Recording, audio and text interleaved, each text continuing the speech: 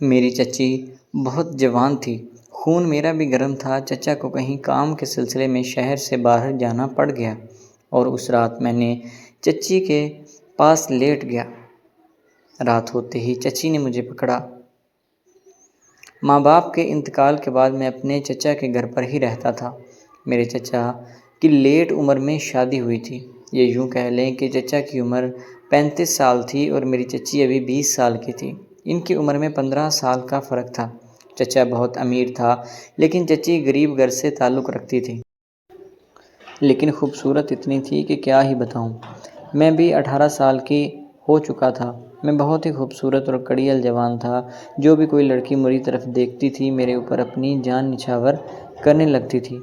میری چچی بھی عمر میں تو مجھ سے صرف 2 سال بڑی تھی، لیکن وہ میرے بوڑھے چچا کی بجائے مجھے پسند کیا کرتی تھی۔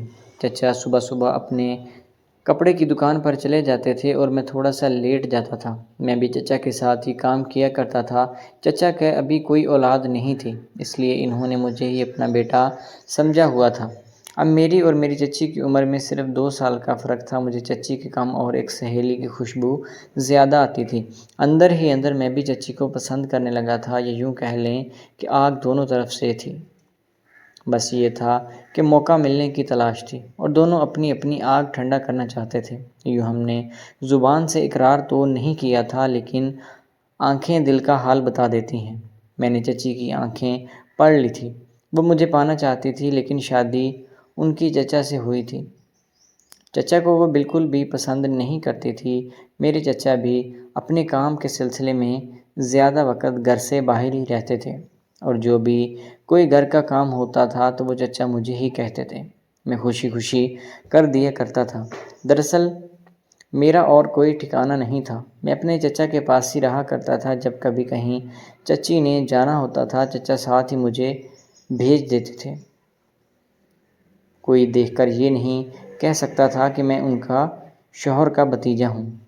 دراصل سب ہمیں ہی میاں بیوی سمجھا کرتے تھے۔ جب کوئی غلطی سے ہمیں میاں بیوی کہہ دیتا تھا تو میری چچی بہت ہی زیادہ خوش ہوتی تھی، اور میں بھی دل ہی دل میں دعا کرتا تھا کہ ان کی زبان مبارک ہو اور کہیں ہماری یہ دعا قبول ہو جائے اور ہم اپنی زندگی میں خوب مزے کریں۔ ایک بار چچا رات کو لیٹ گھر آئے تھے۔ میں اور چچی گھر میں اکیلے تھے۔ بارش بہت تیز ہو رہی تھی، لائٹ بھی چلی گئی تھی۔ میری چچی کو اندھیرے سے بہت زیادہ ڈر لگتا تھا، اس لیے وہ یہ خواہش کر رہی تھی کہ یا تو میں ان کے روم میں چلا جاؤں یا وہ میرے روم میں آ جائیں۔ میں بہت زیادہ ڈر بھی رہا تھا۔ جس طرح کا موسم ہو رہا تھا کچھ بھی ہو سکتا تھا، لیکن چچی بضد تھی کہ وہ اکیلی نہیں رہے گی۔ میں نے چچا کو کال کی۔ چچا نے کہا کہ مجھے ابھی تھوڑا وقت لگ جائے گا، تم اپنی چچی کا دھیان رکھنا۔ اب جب چچا کی طرف سے بھی مجھے اشارہ مل گیا تھا تو پھر میں نے کہا کہ اب میں اس کام میں دیر نہیں کروں گا۔ میں نے خود کو تیار کیا اور چچی کے روم میں چلا گیا۔ ابھی ماحول بن ہی رہا تھا، ہم باتیں کرنے لگے تھے۔ میں چچی کو اپنے بچپن کے بارے میں بتا رہا تھا اور یہ بھی بتا رہا تھا کہ میرے والدین کس طرح سے انتقال کر گئے۔ میں تھوڑا سا ایموشنل ہو گیا تھا اور چچی میری باتیں سن کر نرم پڑ گئی تھی اور میرے قریب ہونے لگی تھی۔ میرے اندر شیطان آ گیا تھا۔ میں سمجھ گیا تھا کہ میری چچی کے دل میں کیا ہے۔ وہ ایموشنل ہو کر مجھے کندھا دے رہی تھی اور میں بہانے کے ساتھ انہیں ٹچ کرنے لگا تھا۔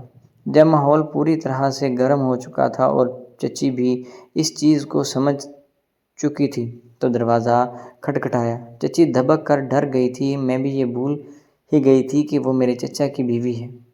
میرے ساتھ ایسے چپک کر بیٹھی ہوئی تھی کہ جیسے وہ میری بیوی ہے۔ میں بھی ڈر گیا تھا اور جا کر دروازہ کھولا تو دیکھا کہ سامنے چچا کھڑا ہے۔ چچا کی آنکھیں غصے سے لال تھیں۔ میں نے جیسے ہی چچا کو دیکھا تو میں بھی ڈر گیا تھا۔ آتے ہی چچا نے مجھے بولنا شروع کر دیا۔ مجھے سمجھ نہیں آ رہا تھا کہ آخر چچا کو کیسے پتہ چلا کہ میں ان کی بیوی کے اتنا قریب ہو گیا ہوں۔ پھر جب چچا نے مجھے بتایا کہ میں آج دکان کا تالا لگانا ہی بھول گیا ہوں تو مجھے سمجھ میں آیا۔ میں نے شکر ادا کیا کہ کہیں چچا کو میرے اور چچی کے درمیان ہونے والے معاملات کے بارے میں تو نہیں پتہ چلا۔ میری چچی نے جب میری لان تان ہوتے دیکھی تو ان کو میرے اوپر بڑا ترس آیا۔ اور انہوں نے اپنے شوہر کو سمجھایا اور کمرے میں لے گئی تھیں۔ جیسے ہی رات ہوئی چچی میرے پاس آ گئی تھی اور مجھے حوصلہ دینے لگی تھی۔ میں زاروں کی طرح رونے لگا تھا۔ میری چچی مجھے سمجھانے کی کوشش کر رہی تھی لیکن مجھے اپنے والدین کی بہت یاد آ رہی تھی۔ چچی کو میرے ساتھ ہمدردی ہو گئی تھی اور وہ میرا درد سمجھنے لگی تھی اور میرے قریب بھی ہونے لگی تھی۔ پھر رات کا ٹائم زیادہ ہو چکا تھا، چچی پھر چلی گئی۔ کچھ دنوں بعد چچا کو شہر سے باہر جانا پڑ گیا تھا۔ اس وقت میں اور چچی ایک دوسرے کا سہارا ہوا کرتے تھے۔ چچی کو دن بھر کوئی کام نہیں ہوتا تھا کیونکہ وہ گھر میں بالکل اکیلی ہوتی تھی، اور میرا بھی دکان پر دل نہیں لگتا تھا کیونکہ میرا سارا دھیان تو چچی کی جوانی میں ہی مرکوز ہوا تھا۔ میں سارا دن دعا کرتا تھا کہ جلدی جلدی دن گزرے اور میں چچی کی باہوں میں چلا جاؤں۔ جیسے ہی رات ہوتی میں جلدی جلدی دکان بند کر کے چلا جایا کرتا تھا۔ گھر جا کے میں نہا دھو کر اچھے کپڑے پہنتا تھا، خوشبو لگاتا تھا اور چچی کے کمرے میں چلا جاتا تھا اور وہیں پر رہتا تھا۔ چچی مجھے کھانا وغیرہ دے دیا کرتی تھی۔ ایک دن میں بہت زیادہ تھک گیا تھا اور چچی مجھے کہنے لگی کہ میں تمہاری مالش کر دیتی ہوں۔ میں انکار کر رہا تھا لیکن چچی بضد تھی کیونکہ چچی کا ارادہ کچھ اور تھا۔ چچی نے مجھے کہا کہ تم لیٹ جاؤ، میں تمہاری مالش کر دیتی ہوں۔ میں بھی مان گیا تھا، پر اس کے بعد پھر کیا ہونا تھا۔ مالش کرتے کرتے گرمی اتنی زیادہ ہو گئی کہ ہمیں کچھ پتہ ہی نہیں چلا کہ کب بات آگے بڑھ گئی۔ جیسے ہی گرمی کم ہوئی تو چچی نے خود کو سمیٹا اور واش روم میں چلی گئی اور میرے بھی خوشی کی کوئی انتہا نہ تھی۔ اب میرے اور چچی کے درمیان یہ چیز معمولی ہو گئی تھی۔ جیسے ہی میرے چچا واپس آئے تو میری چچی نے ان کو خوشخبری سنا دی تھی کیونکہ چچی حاملہ ہو چکی تھی۔ اب میرے چچا کو اس بات کا بالکل بھی اندازہ نہیں تھا کہ اس بچے کا باپ چچا نہیں بلکہ میں ہوں۔ تو دوستو، امید ہے کہ آپ کو آج کی ویڈیو اچھی لگی ہوگی۔ اگر ویڈیو پسند آئی تو ہمارے چینل کو سبسکرائب کریں۔ ملتے ہیں اگلی ویڈیو میں، تب تک کے لیے اللہ حافظ۔